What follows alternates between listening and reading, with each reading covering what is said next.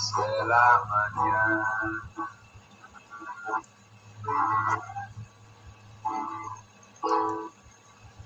Puji Tuhan, kita sudah Puji Tuhan. Amin. dan mendengarkan Tuhan. Ini kami serahkan pada hambanya Bapak Les Imam Monas. Silakan Pak. Amin. Terima kasih hambanya Bapak Pendeta Pardosi. Terima kasih.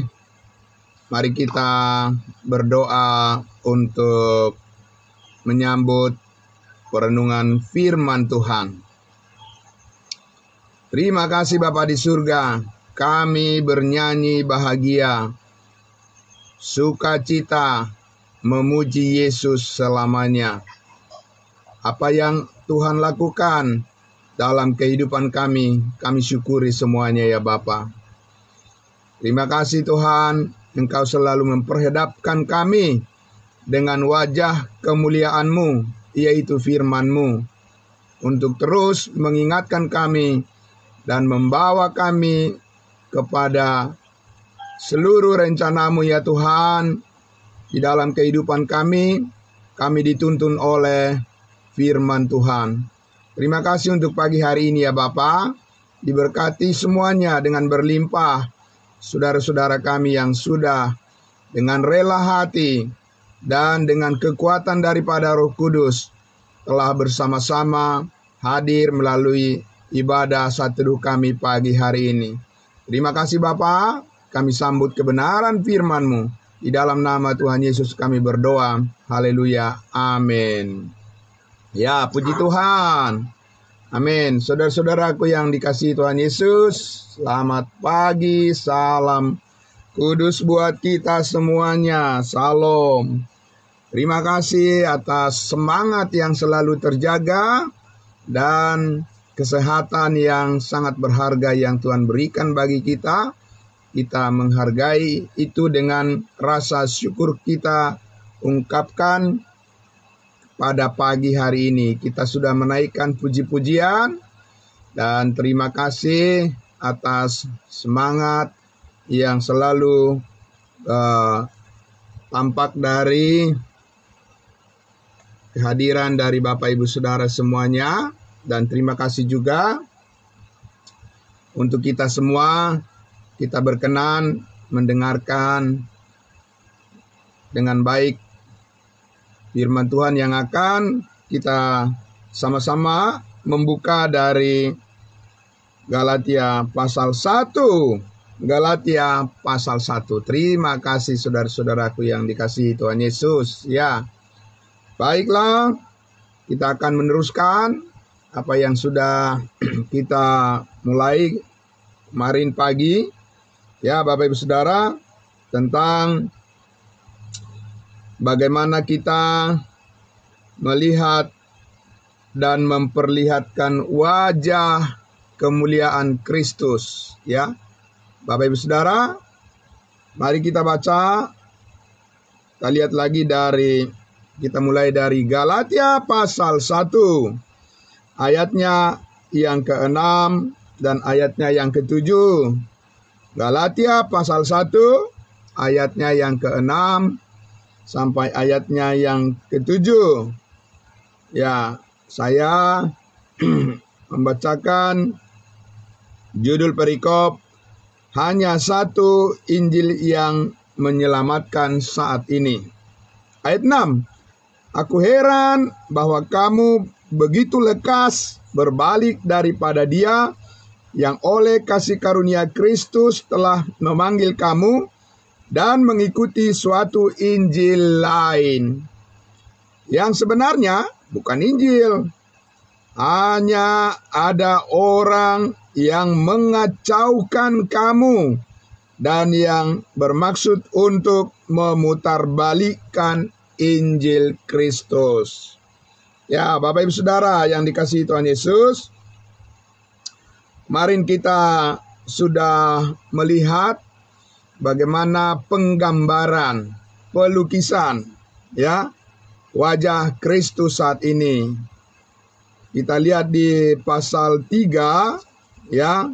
Di sini Paulus sudah menyatakan bahwa di tiap-tiap jemaat di mana dia awalnya melayani mereka, Pauluslah yang melukis wajah Kristus dengan terang benderang di hadapan mereka semua.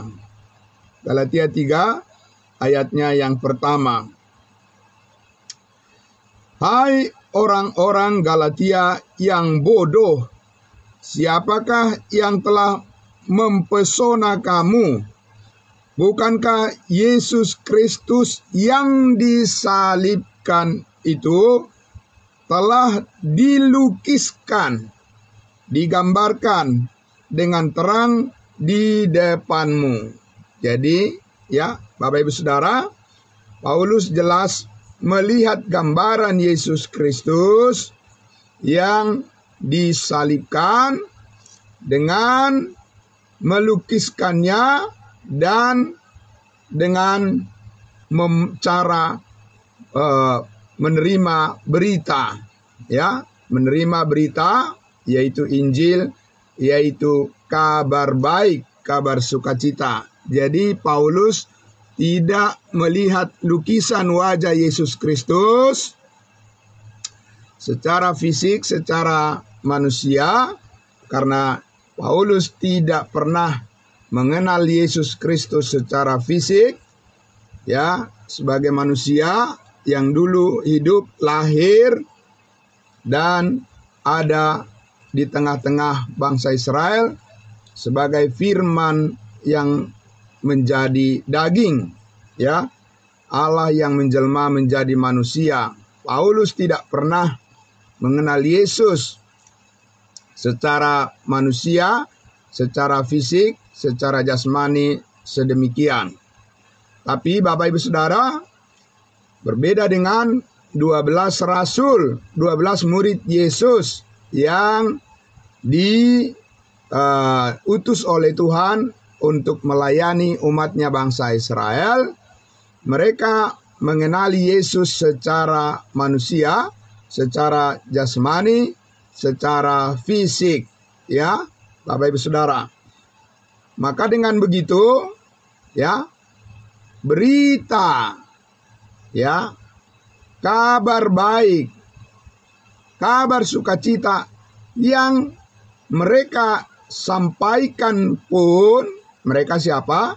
Antara 12 rasul Yesus, Petrus, Yohanes, Yakobus, dengan yang disampaikan oleh Rasul Paulus kepada bangsa lain itu berlainan, berbeda, Bapak Ibu Saudara, ya.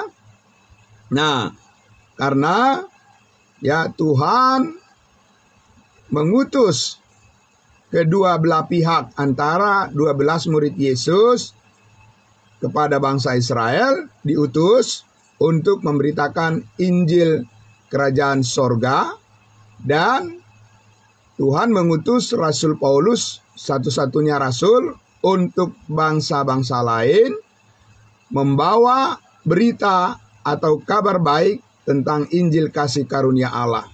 Itu sebabnya, ya, Paulus selalu waspada, ya, selalu berjaga-jaga untuk mencek, ya, memeriksa, mengawasi terus bagaimana jemaat-jemaat kudus di bangsa-bangsa lain, jangan sampai mereka menerima pemberitaan yang tercampur aduk. Ya, saya ulang sekali lagi, itu yang diawasi, dipantau terus, dimonitor terus oleh Rasul Paulus. Jangan sampai pemberitaan, ya, yang diterima oleh jemaat kudusnya Tuhan dari bangsa-bangsa lain, ya, jemaat Roma, jemaat Korintus, jemaat Galatia, ya, Efesus, Filipi, Kolose, ya, Tesalonika, dan yang lainnya, jangan sampai mereka menerima berita kabar baik yang tercampur aduk, ya, dengan pemberitaan yang disampaikan oleh ke-12 murid Yesus yang ditujukan untuk khusus bagi bangsa Israel. Bapak Ibu Saudara yang dikasihi Tuhan Yesus, karena itu saya ingin mengajak kita untuk melihat lagi ya. Melihat dulu sedikit bagaimana ya 12 rasul Yesus Kristus yang dikhususkan untuk bangsa Israel telah bersepakat dengan Rasul Paulus ya, bahwa mereka ditentukan oleh Allah, diutus oleh Yesus Kristus ke arah yang berbeda di dalam pemberitaan mereka, baik kelompok orang yang mendengarkan berita Injil yang mereka sampaikan, maupun isi daripada berita Injil, penggambaran, pelukisan daripada wajah Kristus itu berbeda, dan mereka sepakat untuk hal itu. Mari kita lihat dulu di dalam Galatia pasal 2 ya, yang dekat-dekat aja dulu ya. Galatia pasal 2. Oke, Galatia pasal 2. Nah, kita lihat di ayatnya, kita baca mulai dari ayatnya yang ke-7. Nah, sedikit dulu ya Bapak Ibu Saudara, saya sampaikan Galatia pasal 2 ini adalah merupakan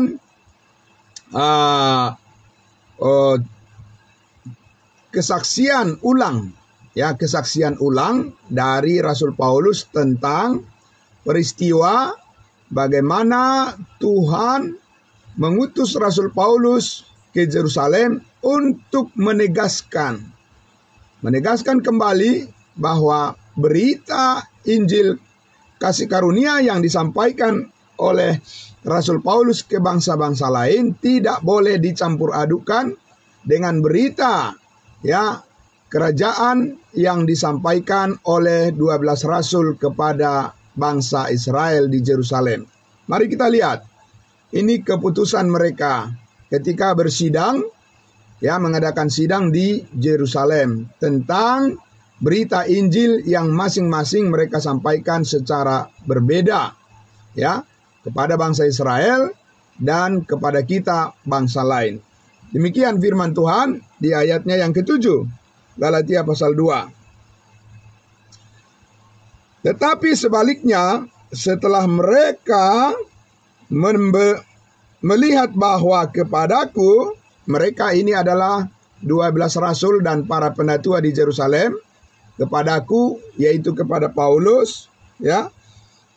Tetapi sebaliknya, setelah mereka melihat bahwa kepadaku telah dipercayakan pemberitaan Injil untuk orang-orang tak bersunat, sama seperti kepada Petrus untuk orang-orang bersunat. Jelas sekali di situ ya, Bapak Ibu ya. Jadi di situ Paulus mengatakan, Paulus menjelaskan kepada 12 rasul bahwa tentang ya penggambaran daripada wajah Yesus itu tidak sama pengenalan mereka ya, antara Petrus, Yohanes, Yakobus, 12 murid Yesus ketika bersama-sama di bumi dengan Yesus, dengan penggambaran wajah Yesus yang surgawi yang diterima oleh Rasul Paulus. Ya, tidak sama.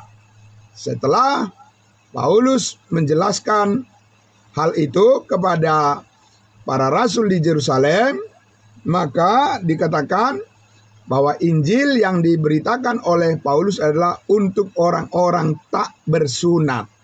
Siapa orang-orang tak bersunat? Apakah sama dengan orang-orang bersunat? Ya jelas beda dong ya. Beda ya. Orang-orang bersunat itu adalah orang-orang Israel. Karena kepada mereka, kepada bangsa Israel, Tuhan menjanjikan ya perjanjian sunat melalui nenek moyang mereka, Abraham namanya, ya. Bahwa kepada Abraham Tuhan berjanji dan Tuhan menetapkan bahwa semua keturunan Abraham, Ishak dan Yakub, yaitu bangsa Israel, ada tanda ya bagi mereka di dalam diri mereka secara fisik, yaitu sunat lahiriah, bahwa menandakan mereka adalah bangsa pilihan Tuhan. Ya, mereka adalah bangsa pilihan Tuhan. Karena itu mereka disebut orang-orang bersunat. Nah, sunat inilah yang diatur oleh hukum Taurat. Dan ada hukuman bagi orang-orang yang tidak mau bersunat. Bagi bangsa Israel ada hukuman buat mereka. Tapi Paulus mengatakan, aku diutus oleh Tuhan untuk memberitakan Injil kepada orang-orang yang tak bersunat. Siapa orang-orang tak bersunat? Bangsa-bangsa lain di luar daripada bangsa Israel, yaitu kita. Nah, ayat 8 kita lihat. Ya, itu yang dijelaskan Paulus di persidangan di Yerusalem. Ayat 8, karena ia Allah yang telah memberikan kekuatan kepada Petrus. Jadi Allah, Tuhan memberikan power, ya, kekuatan kepada Petrus untuk menjadi rasul. Bagi siapa? Bagi orang bersunat. Ya, jelas sekali Bapak Ibu Saudara, bahwa Petrus itu bukan rasul untuk kita bangsa lain. Alkitab yang mengatakannya, Allah sendiri yang mengatakan melalui firman-Nya, ya, bahwa Petrus itu adalah rasul untuk orang bersunat. Siapa orang bersunat? Tadi sudah saya sampaikan, itu adalah bangsa Israel. Karena itu, Bapak Ibu Saudara, kalau membaca surat Petrus, ya, itu ditujukan kepada bangsa Israel, ya, yaitu imamat yang rajani, bangsa yang kudus, yaitu 12 suku bangsa Israel, ya, yang menerima firman yang ditulis oleh Petrus tentang masa depan bangsa Israel.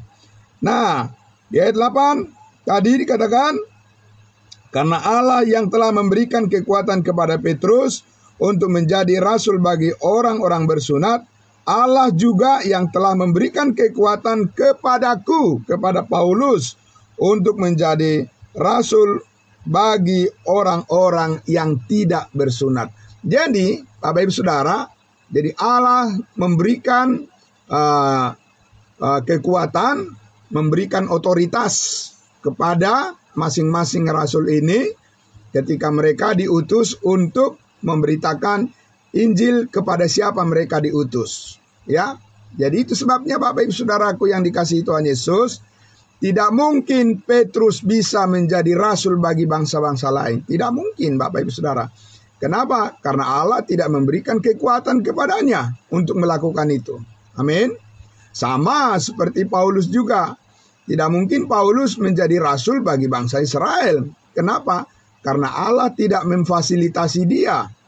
Allah tidak memfasilitasi Paulus dengan kekuatan untuk memberitakan Injil kasih karunia kepada orang Israel di Yerusalem. Ya, Bapak Ibu Saudara, dan ini sangat menarik karena apa? Oleh karena kalau kita baca Galatia pasal 2 ini, di sini Paulus pernah menegur keras Petrus. Ya, menegur keras Petrus ketika Petrus datang ke bangsa lain, ke jemaat di Antioquia, dan Petrus ini membuat batu sandungan kepada orang-orang yang tak bersunat, yang sudah diselamatkan, hanya gara-gara Yakobus dari Yerusalem datang sebagai orang yang bersunat, ya. Lalu Petrus itu akhirnya mengundurkan diri dari pertemuan itu karena takut kepada orang-orang Yahudi yang datang dari Yerusalem ke Antioquia pada saat mereka berkumpul waktu itu. Lalu Paulus menegur keras Petrus karena itu tidak sesuai dengan, ya, panggilan berita Injil yang disampaikan Paulus kepada bangsa lain, yaitu Injil kasih karunia Allah, bahwa tidak ada perbedaan, ya, bagi bangsa lain, tidak ada orang bersunat maupun yang tidak bersunat. Itu adalah penggambaran berita Injil kasih karunia yang disampaikan Paulus kepada kita bangsa lain.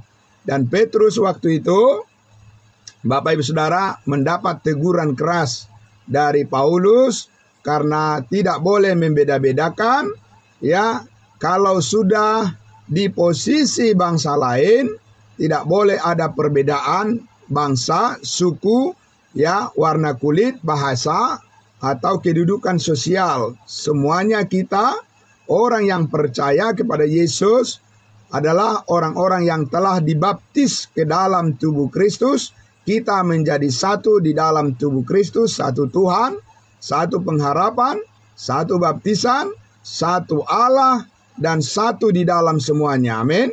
Nah, Bapak Ibu Saudaraku yang dikasihi Tuhan Yesus, kita lihat di ayatnya yang ke 10, ayat 9 maksud saya. Ayat 9. Ayat 9 Galatia 2. Dan setelah melihat kasih karunia yang dianugerahkan kepadaku, maka Yakobus, Kefas, dan Yohanes yang dipandang sebagai soko guru jemaat berjabat tangan dengan aku, dengan Paulus, dan dengan Barnabas sebagai tanda persekutuan, supaya kami, Paulus, pergi kepada orang-orang yang tidak bersunat, dan mereka, Petrus, pergi kepada orang-orang bersunat, yaitu bangsa Israel. Nah, Bapak Ibu Saudaraku yang dikasihi Tuhan Yesus. Nah, karena itulah, maka saya akan mengajak Bapak Ibu Saudara, sebenarnya apa yang diberitakan oleh Petrus kepada bangsa Israel, dan apa yang diberitakan oleh Paulus kepada kita bangsa lain, itu harus jelas disampaikan sebagai berita Injil, menggambarkan wajah Yesus Kristus, menggambarkan lukisan daripada wajah kemuliaan Yesus Kristus secara berbeda. Kristusnya satu, tapi penggambaran sebagai berita, ya, kabar baik, itu berbeda mereka sampaikan. Mari kita lihat dulu, Bapak Ibu Saudara, di dalam, ya, kita lihat dulu di Matius pasalnya yang ke-6. Saya ajak kita melihat di Matius pasalnya yang ke-6. Oh ya, Matius pasal 5 dulu. Matius pasal 5.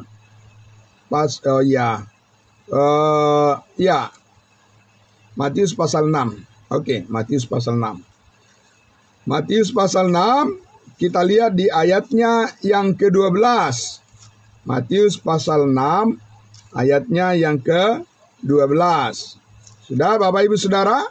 Kita lihat bagaimana Yesus memberikan gambaran, ya, tentang berita yang harus disampaikan oleh 12 muridnya kepada bangsa Israel. Demikian firman Tuhan, Matius pasalnya yang ke-6, yaitu tentang pengampunan. Bagaimana cara menggambarkan, ya, wajah Yesus Kristus tentang pengampunan dosa. Ayat 12 dikatakan, ya, ketika Yesus mengajar murid-muridnya berdoa.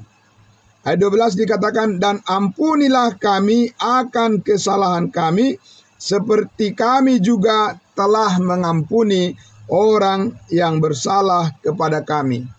Jadi ketika Petrus menerima berita yang harus dia sampaikan kepada orang Israel adalah, yaitu bahwa mereka diampuni Tuhan kalau mereka berbuat sesuatu. Kalau tidak berbuat sesuatu, tidak bisa mereka diampuni oleh Tuhan. Kita lihat di ayatnya yang ke-14.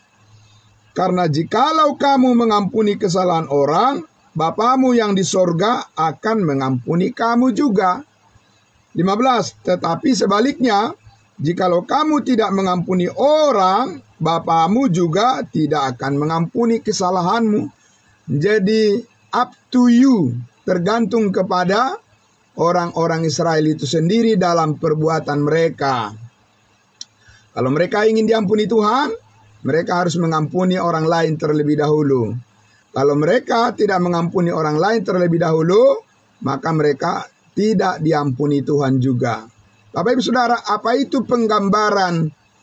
Apa itu cara melukiskan kebaikan Tuhan Yesus saat ini? Tidak, Bapak Ibu Saudara. Ya, dari mana kita tahu? Mari kita lihat di Efesus pasal 4 ayatnya, kita lihat Paulus menerima penggambaran, pelukisan, melukiskan wajah Yesus Kristus saat ini sesudah ia naik ke surga tentang bagaimana mengampuni orang yang bersalah. Kita lihat di dalam Efesus pasal 4 ayatnya yang ke-32, saya akan membacakan bagi Bapak Ibu Saudara. Efesus pasal 4 ayatnya yang ke-32 dikatakan demikian firman Tuhan. Ya. Efesus 4 ayatnya yang ke-32. Tetapi hendaklah kamu ramah seorang terhadap yang lain, penuh kasih mesra dan saling mengampuni, sebagaimana Allah di dalam Kristus telah mengampuni kamu. Amin. Bapak Ibu Saudara, jadi cara menggambarkan pengampunan dosa terhadap sesama, ya, dikatakan oleh Rasul Paulus adalah kita harus saling mengampuni sesama kita seperti Kristus sudah mengampuni segala dosa kita. Amin. Telah mengampuni segala dosa kita, kesalahan kita.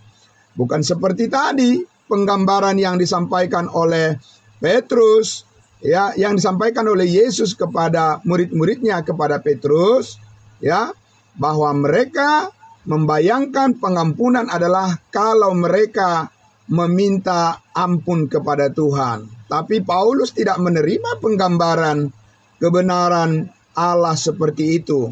Yang dia terima adalah sebagai berita yang harus dia sampaikan kepada bangsa-bangsa lain, kepada kita adalah bahwa kita harus saling mengampuni karena kita telah diampuni oleh Tuhan terlebih dahulu. Amin. Kalau Petrus tadi menerima, ya, konsep pengampunan dosa adalah harus mengampuni orang lain terlebih dahulu, barulah mereka mendapat pengampunan dari Tuhan. Apa itu sama, Bapak Ibu Saudara? Tidak sama. Ya. Jadi kalau tidak bisa dibedakan, ya, Bapak Ibu Saudara, antara pengampunan, penggambaran, kebenaran wajah Yesus Kristus saat ini di dalam pemberitaan, Bapak Ibu Saudara, disitulah banyak orang yang keliru.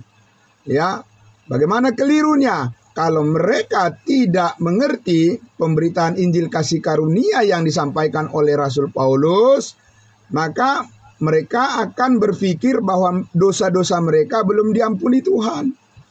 Ya, bahwa mereka harus berbuat sesuatu dulu, melakukan sesuatu dulu untuk orang lain, baru mereka yakin mereka diampuni. Kalau mereka tidak melakukannya, tambah bersalah. Rasa bersalah itu makin besar dalam diri mereka. Rasa berdosa itu makin kuat menguasai mereka. Ya, Bapak Ibu Saudara, karena apa? Salah menerima berita. Ya, menerima berita yang salah mereka tentang Yesus Kristus saat ini. Karena itu tidak heran begitu banyak orang yang sudah mengaku menjadi pengikut Yesus, mereka selalu mengatakan bahwa diri mereka adalah orang berdosa. Padahal Alkitab mengatakan upah dosa adalah maut. Jadi bagaimana? Apakah ada harapan di situ?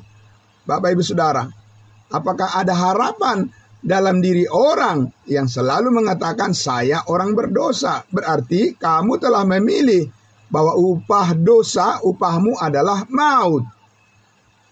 Sedangkan Paulus mengatakan bahwa Kristus sudah mengampuni segala dosa kita, ya, satu kali untuk selama-lamanya. Dan dia, Yesus oleh darahnya yang kudus sudah menguduskan kita sekali untuk selama-lamanya. Sehingga sekarang kita adalah orang-orang kudusnya Tuhan. Bukan karena kita berbuat baik, bukan karena kita melakukan sesuatu, bukan karena kita sudah menjadi orang-orang yang taat dalam perbuatan kita. Tidak. Semuanya kita menjadi kudus karena darah Yesus telah ditumpahkan di atas kayu salib, menebus segala kesalahan kita, segala dosa kita satu kali untuk selama-lamanya. Ya, Itulah penggambaran tentang pengampunan yang dilakukan, yang disampaikan oleh Rasul Paulus kepada kita bangsa-bangsa lain. Itulah wajah Kristus saat ini, Bapak Ibu Saudaraku. Amin. Itulah lukisan daripada kemuliaan Kristus saat ini tentang pengampunan dosa. Kita sudah selesai, ya, semuanya Kristus sudah menanggungnya di atas kayu salib. Mari kita lihat lagi, sedikit lagi. Kita lihat lagi penggambaran yang disampaikan, pelukisan ya yang disampaikan Petrus kepada orang-orang Israel tentang pengampunan dosa. Kita lihat satu lagi. Di dalam Kisah Para Rasul 2. Kisah Para Rasul 2, ya, kita baca Kisah Para Rasul 2 ayatnya yang ke-38, ya, Bapak Ibu Saudara. Langsung saja saya baca dari ayatnya yang ke-36. Ini adalah penggambaran pelukisan wajah Yesus melalui pemberitaan Injil Kerajaan yang disampaikan Petrus kepada orang-orang Israel. Dengarkan baik-baik Bapak Ibu Saudaraku, saya akan membacanya. Ayat 36. Jadi seluruh kaum Israel harus tahu dengan pasti. Seluruh kaum Israel harus tahu. Kita bukan orang Israel. Amin. Ya Bapak Ibu Saudara, kita bukan orang Israel. Kita adalah bangsa lain. Orang Israel adalah 12 suku. Kita mempunyai suku kita sendiri yang berlainan. Jadi firman ini ditujukan kepada orang Israel. Apa dikatakan? Bahwa Allah telah membuat Yesus yang kamu salibkan itu menjadi Tuhan dan Kristus. Ketika mereka mendengar hal itu, orang-orang Israel mendengarkan hal itu, hati mereka sangat terharu. Lalu mereka bertanya kepada Petrus dan rasul-rasul yang lain. Ya, mereka bertanya bukan pada Paulus, kepada Petrus. Apa pertanyaannya? Apakah yang harus kami perbuat, saudara-saudara? Maksudnya supaya mereka tidak kena hukum. Ya, apa yang harus dibuat? Karena mereka sudah menyalibkan Mesias, Yesus Kristus Raja mereka. Jawabnya, ayat 38, jawab Petrus kepada mereka, apa? Bertobatlah, dan hendaklah kamu masing-masing memberi dirimu dibaptis dalam nama Yesus untuk pengampunan dosamu. Maka kamu akan menerima karunia Roh Kudus. Jadi mereka harus melakukan sesuatu supaya mendapat pengampunan, sama seperti di Matius pasal 6 tadi. Mereka harus bertobat, yaitu apa? Mengakui dosa-dosa mereka. Mereka harus minta ampun kepada Tuhan. Mereka harus minta dosa-dosa mereka dihapuskan, karena mereka sudah, orang Israel itu sudah melakukan perbuatan dosa yang sangat besar, menyakiti hati Tuhan. Maka karena mereka menyalibkan Yesus sebagai Raja, mereka harus bertobat, mengakui dosa-dosa mereka. Supaya apa? Supaya mereka diampuni Tuhan. Pertanyaannya, apakah seperti itu kita bangsa-bangsa lain menerima pengampunan dari Tuhan? Ya, Bapak Ibu Saudara, tidak, saudaraku yang dikasihi Tuhan Yesus. Kita diampuni oleh Tuhan Yesus sekaligus, satu kali untuk selama-lamanya, hanya karena kita percaya kepada Injil kasih karunia Allah. Mari kita lihat di dalam Roma pasalnya yang ke-6. Saya mengajak kita untuk melihat di dalam Roma pasal 6. Inilah yang dikatakan oleh Paulus untuk menggambarkan wajah Kristus tentang pengampunan dosa kita, ya, di dalam kasih karunia-Nya. Ya, di Roma pasal 6 ayatnya yang ke Roma pasal 6 ayatnya yang pertama saya baca. Jika demikian, apakah yang hendak kita katakan? Bolehkah kita bertekun dalam dosa supaya semakin bertambah kasih karunia itu? Jawabannya ayat 2. Sekali-kali tidak. Bukankah kita telah mati bagi dosa? Bagaimanakah kita masih dapat hidup di dalamnya? Tidak bisa lagi. Kita sudah mati bagi dosa, jadi kita tidak punya hubungan lagi dengan dosa. Ya, itu gambaran hidup kita saat ini di dalam Kristus. Ayat 3. Atau tidak tahukah kamu bahwa kita semua yang telah dibaptis dalam Kristus, amin, telah dibaptis dalam kematiannya. Ya, Bapak Ibu Saudara, bedakan dengan baik itu. Kalau Paulus tadi katakan memberikan diri orang Israel dibaptis dengan air. Tapi kita bangsa-bangsa lain dikatakan di sini dibaptis oleh Kristus dalam kematiannya terhadap dosa, terhadap segala dosa kita. Amin. Bapak Ibu Saudara. Ayatnya yang keempat. Dengan demikian, kita telah dikuburkan bersama-sama dengan Yesus oleh baptisan dalam kematian, supaya sama seperti Kristus telah dibangkitkan dari antara orang mati oleh kemuliaan Bapa, demikian juga kita akan hidup dalam hidup yang baru. Amin. Bapak Ibu Saudara, di situ perbedaan yang sangat jelas bahwa tentang pengampunan dosa kita, kita sudah dibaptiskan dan mati bersama Kristus, sehingga tidak ada lagi hubungan kita dengan dosa, tapi sekarang kita mempunyai hubungan hidup dalam hidup yang baru bersama dengan Kristus yang sudah bangkit dari antara orang mati dan hidup selama-lamanya kita bersama dengan Kristus.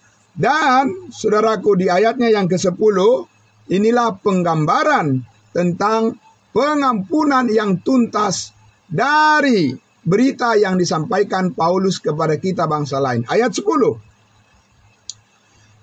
Roma pasal 6 ayat 10.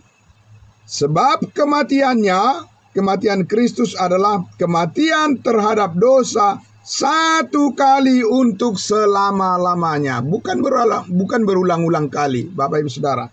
Dan kehidupannya adalah kehidupan bagi Allah. Jadi pengampunan atas dosa kita bukan berkali-kali dilakukan dan bukan tergantung pada apa yang kita lakukan, tapi kita menerima pengampunan akan segala dosa kita hanya satu kali karena kita percaya saja kepada Yesus Kristus yang sudah mati disalibkan di Bukit Kalvari, mengampuni, menebus kita dari semua kesalahan kita. Dia tidak berkali-kali mengampuni dosa kita dan bukan tergantung pada pengakuan kita, Bapak Ibu Saudara.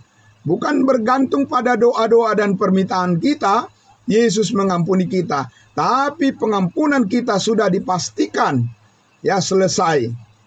Amin. Dan Yesus sendiri mengatakan di atas kayu salib, tetelestai, sudah sempurna, sudah selesai. Amin. Bapak Ibu Saudara, semua kesalahan kita sudah ditanggungnya di atas kayu salib.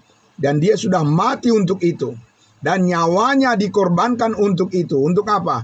Untuk penebusan dan pengampunan segala dosa kita. Bapak Ibu Saudara, itu namanya hidup di bawah kasih karunia.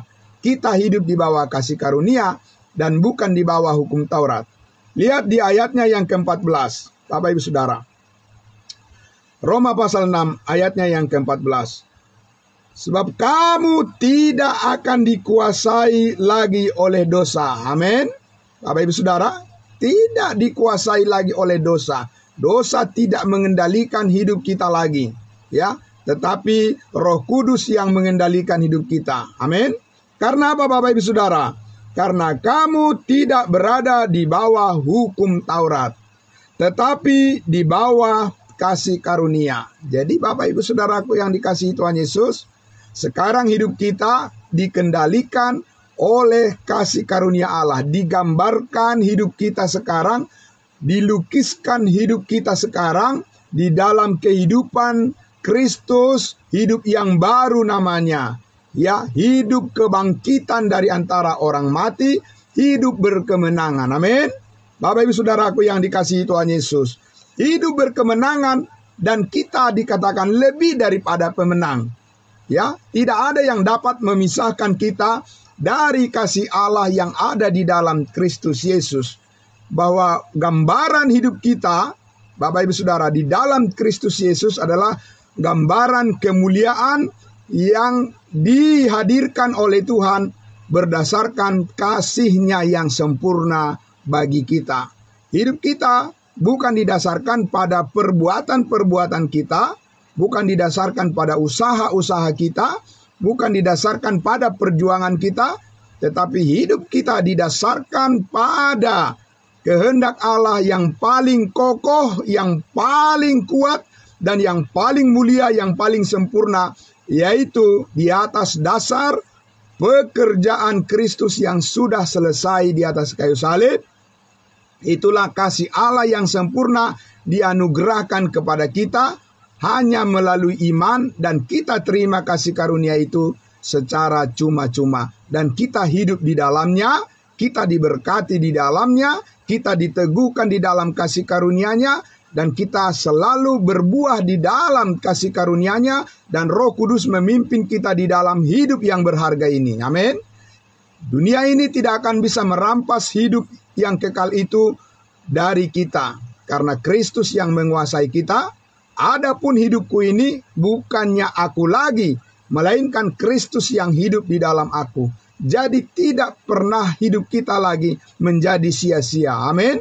Melainkan hidup kita akan berbuah dan akan menyalurkan kebaikan Tuhan ya kepada semua orang. Dan kita beritakan itu, Bapak Ibu Saudara, bahwa Yesus telah menyelamatkan kita satu kali untuk selama-lamanya. Amin. Jadi Bapak Ibu Saudaraku yang dikasihi Tuhan Yesus, karena itu pada pagi hari ini sangatlah terberkati kita ketika kita mengerti bahwa kasih karunia Tuhan sudah sempurna kita terima, dan kita sedang hidup di dalamnya, dan kita sedang diberkati oleh Tuhan bersama-sama dengan Kristus. Hidup kita dipimpin oleh Roh Kudus. Karena itu, saudara-saudaraku yang dikasihi Tuhan Yesus, mari kita jalani kehidupan kita ini dengan penuh keyakinan. Jangan pernah ragu, amin. Jangan pernah bimbang, Bapak Ibu Saudaraku yang dikasihi Tuhan Yesus. Kasih Allah memelihara hidup kita dengan kasih-Nya yang sempurna. Bukan kasih yang setengah-setengah, bukan kasih yang bercacat, bukan kasih yang bisa digoyahkan oleh dunia ini, tapi kasih Allah yang menjadikan hidup kita, Bapak Ibu Saudaraku, berbuah bagi kemuliaan-Nya. Dan saudara-saudara dan saya akan dipakai oleh Tuhan menjadi orang-orang yang berharga di mata-Nya, dan kita akan dipakai oleh Tuhan menyalurkan pemberitaan kasih karunia Allah ini kepada semua orang. Dan Bapak Ibu Saudaraku, karena itulah damai sejahtera Tuhan selalu menyertai hidup kita. Amin. Mari Bapak Ibu Saudaraku yang dikasihi Tuhan Yesus, kita siapkan diri kita untuk hari yang baru ini dengan penuh semangat dan penuh pengharapan. Kita serahkan semua pekerjaan kita, apapun yang kita lakukan, semuanya hidup kita adalah hidup yang dikendalikan, yang dikontrol oleh Roh Kudus yang memberkati kita setiap hari, setiap saat. Mari Bapak Ibu Saudara kita serahkan kepada Tuhan Yesus. Berkat Tuhan yang sudah kita dengarkan bersama ini menjadi sukacita yang besar bagi kita di pagi hari ini. Mari kita berdoa. Bapa di dalam surga, terima kasih Tuhan. Engkau terus menggambarkan wajah kemuliaan-Mu melalui pemberitaan Injil kasih karunia Allah yang begitu terang benderang dinyatakan di dalam firman-Mu. Semakin kami dalam masuk ke dalam pemberitaan yang meluas kepada kebenaran yang begitu dalam, yang Tuhan tampilkan melalui berita-berita kebenaran dari kebenaran firman-Mu. Hidup kami Tuhan, kemuliaan Kristus semakin terpancar dan wajah kemuliaan-Mu terus bersinar dan menyinari kehidupan kami. Kami hidup di dalam terang kebenaran-Mu ya Tuhan, di dalam terang firman-Mu, dan kami percaya kami akan terus berjalan mengikut Tuhan dengan seluruh rencana-Mu ya Tuhan digenapi dalam kehidupan kami. Dipermuliakanlah nama-Mu Bapa di surga. Di dalam nama Tuhan Yesus kami berdoa, dan semua saudara-saudara kami diberkati oleh Tuhan. Dan terima kasih Bapa di surga, Yesus Kristus, dan Roh Kudus Allah Tritunggal, untuk selama-lamanya nama-Mu dipermuliakan. Haleluya, amin. Amin. Terima kasih saudara-saudaraku yang dikasihi Tuhan Yesus. Selamat pagi, selamat beraktivitas. Segala kebaikan Tuhan menyertai kehidupan kita semuanya. Terima kasih. Sekali lagi shalom. Salam kudus buat kita. Kembali kepada hambanya Bapak Pendeta Pardosi untuk melanjutkan ibadah acara kita selanjutnya. Terima kasih, Tuhan Yesus memberkati. Sampai jumpa lagi besok hari. Terima kasih.